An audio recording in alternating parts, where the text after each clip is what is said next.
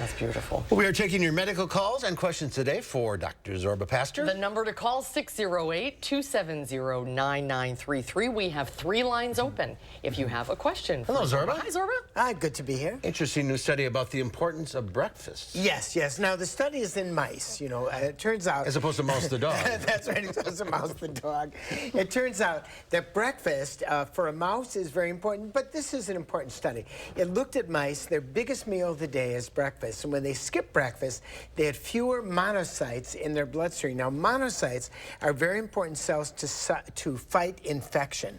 So it's possible that if you fast too long, that you don't have the ability to fight infection. So think about it. Maybe your last meal of the day is maybe 6 o'clock, 8 o'clock in the evening.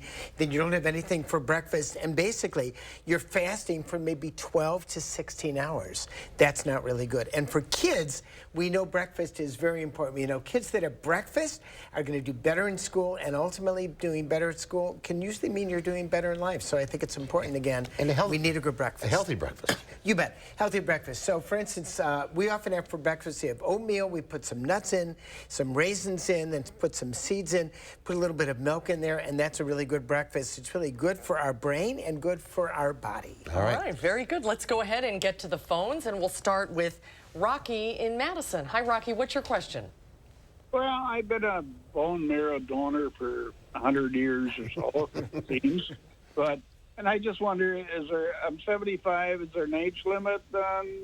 Should I keep hoping I can do that, or just forget about it? Well, first of all, if you're a bone marrow donor, obviously you've got the type of bone marrow that, that clearly they want to have, which really helps people. Ultimately, I don't know the exact rules for that. You'd have to call up wherever you get the bone marrow actually done.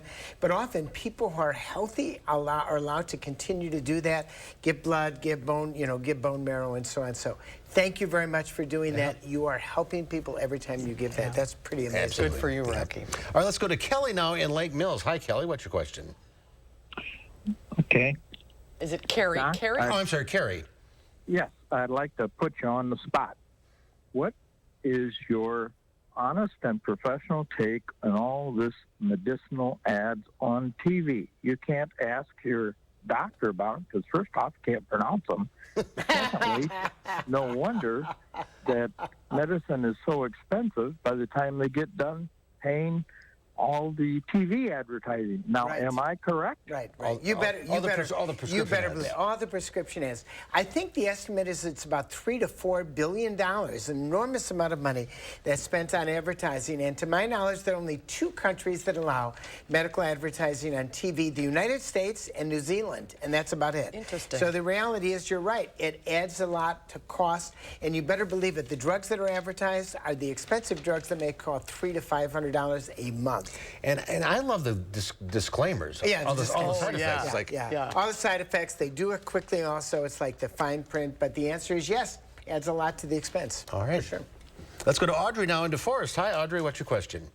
Hi, I have some sort of strange issue that's happening. I've noticed it started last summer, and my fingers will stiffen up and stick together like 2 or 3 of them.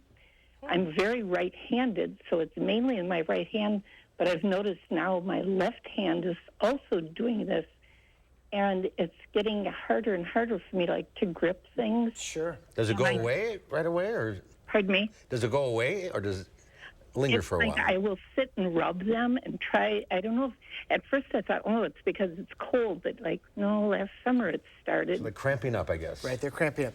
Is it a cramp? I mean, they stick together. Yeah, I think the really important thing here is that means you should have a trip to your doctor. In other words, something is going on. It might be something metabolically going on. You need to have comprehensive metabolic test. It might have an element of arthritis in there. Could have an element of rheumatoid arthritis or something more serious. I think a doctor's visit would be warranted right here. Okay. Especially since it's ongoing. And it's obviously in the summer, it's not that cold in Wisconsin in the summer, so you can't say it's All right, let's go to Amy in Spring Green. Hi, Amy. What's your question? Hi, I'm just wondering, I have a young daughter that's almost 20. Go ahead. Hi. I have a daughter that's 20. And I was wondering, how do you know she has a yeast infection or not? Well, one of the reasons that the feds years ago put over-the-counter yeast medication so you can get it without a prescription is if you think it's a yeast infection, then you can take it and you won't be doing yourself any harm. So I always tell people, if you've got a question, go to the internet, Google it, read about it, and then you're not going to do yourself any harm by actually taking it. And if it doesn't get better, then you call your doctor. I mean, that's what over-the-counter medications are really for when it comes to yeast. All right. Zorba, thank you. We're out of time. Thank you all for calling in. We'll do this in a couple weeks when we have the vet on next week. Yes. All right. Good to see you. Thanks, everybody.